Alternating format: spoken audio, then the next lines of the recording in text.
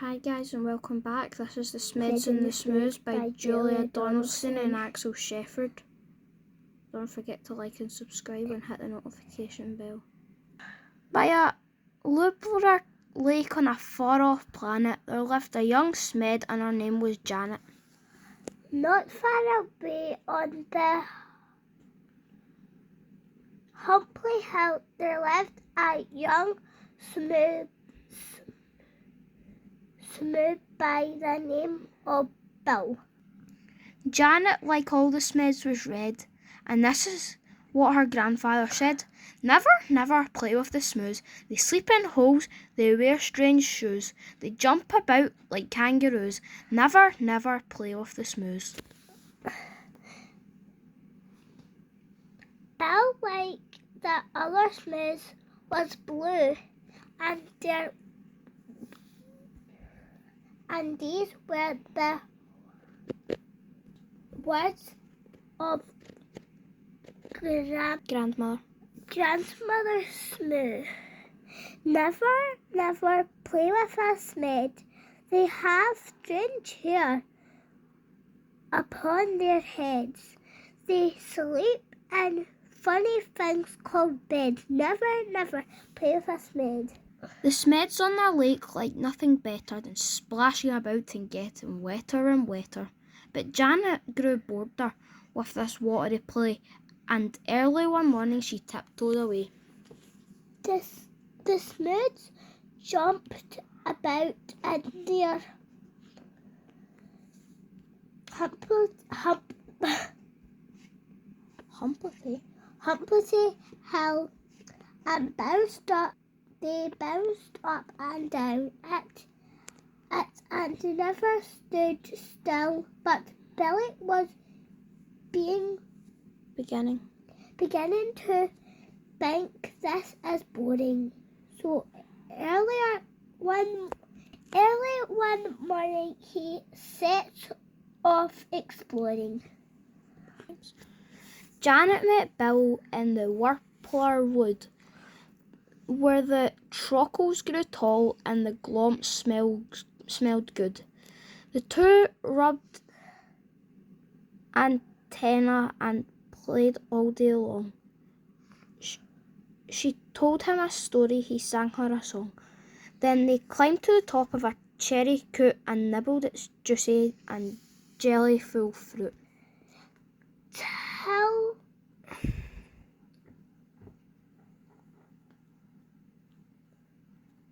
Tell her should disturb them, but Grandfather Smed sneaked, shaking his fist as he angrily said, Never, never play with a smoo. They're such a nasty shade of blue. For the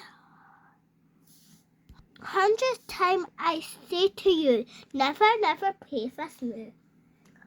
Grandmother Smoo was close behind, and this is how she spoke her mind. Never, never play with a smed. They're such a dreadful shade of red.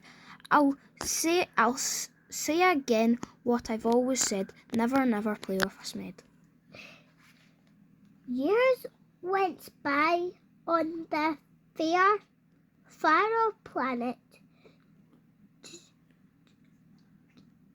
Janet missed Bill and Bill missed Janet, but off they crept whenever they could to sing and play in the Wurpler Woods. The two of them grew and decided to wed. But what do you think their grandparents said? Never, never marry a smoo. They're a beastly bunch, they're a crazy crew. They drink black tea. They eat green stew. Never, never marry a smoo. Never, never marry a smed, my dearest child. You are off your head. They drink pink milk. They eat brown bread. Never, never marry a smed. Janet and Bill stole out that night while the family slept and the schooling showing bright. They clambered into the smed's red rocket. Grandfather Smed has forgotten to lock it.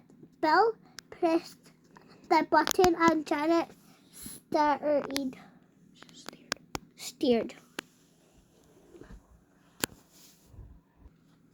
When their families woke, they had both disappeared. The Smeds said, "Your Bill must have stolen our Janet and taken her off on a distant planet." The Smoos says, "It's Janet who's stolen our Bill and lured him away from the Humpetly Hill." The Smoos climbed into their rocket of blue, and they said to the Smeds, "You better come too." Suspicious and skilling, they soared into space. Till they reached planet Vumjum, a dry, dusty place. The Vums had long arms which they waved in the air, but they didn't have news on the runway pair. The next stop was luxury stop covered in roses and watered by beasts with smelly eyes, small eyes and long noses. They touched down on Grimble Tosh, coated in grim. They searched planet Glutch and found nothing but slime. One morning the Smoos found they'd run out of tea. So the Smeds shared their milk, which was pink as could be. Then Grandfather Smed said, "My hair needs a trim," and Grandmother Smoo kindly cut it for him. They landed on Skloop, where the Skloopies wore kilts. Then flew to Claboo, where the Clabs walked on stilts. They searched all year long, but they searched longer still. But they didn't find Janet, and they didn't find Bill. "Alice," said the Smoos, and the Smeds said, "Alack, we have failed in our quest. We had better turn back." So they turned and flew home to their very own planet, and far down below them they saw "Bill and Janet!" The rocket touched and they ran to the wood, where the trockless grew tall and the glomps smelled good. And they're in a glade by the rocket of red, where the runway Smoo and the runway Smed. They'd got lost and flown home again, only to find that all the others had left them behind. There was joy, jam and jumping. Then Janet said, "Maybe you'd like to make friends with our dear little baby. A baby, a red one, a blue one, but no!" the baby was purple from her head to toe. They all hugged this Smooth Smed, their new baby brother, and Grandpa and Gram. They laughed. They even hugged. Even hugged one another. They laughed and they splashed and they danced with delight and they played with that baby from morning till night. They made him a rattle. They made him a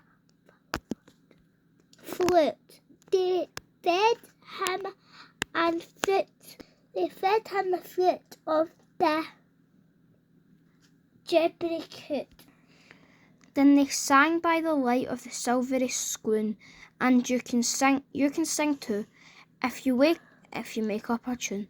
Play with the smeds and play with the smoos.